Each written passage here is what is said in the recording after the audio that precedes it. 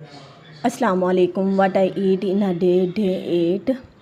तो आज भी मैंने पिछले दिनों की तरह सुबह उठ के मैंने तुखमलंगा वाला पानी पिया था, नीम गर्म पानी अंदर ऐड करके, और साथ मैंने एक पीस लहसुन का लिया था। उसके बाद मैंने वॉक की थी, तकरीबन 20-25 मिनट मैंने वॉक की थी छत पे।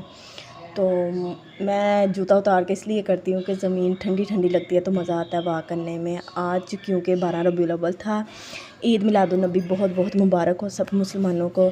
तो मैंने ये न्याज़ आई थी चनों वाले चावल ये खाए थे, साथ मैंने ये मीठे थोड़े से चावल लिए थे। उसके बाद मैंने चाय पी थी चीनी के बगैर, और साथ ये मैंने ना केक खा लिया था। उसके बाद दोपहर को मैंने ये थोड़ा सा नान खाया था, ये सारा नहीं था खाया, थोड़ा सा मैंने खाया था ये हलीम के साथ। उसके बाद मैं बर्थडे पार्टी पे गई थी, तो आज मैंने काफ़ी ज़्यादा चीट कर लिया।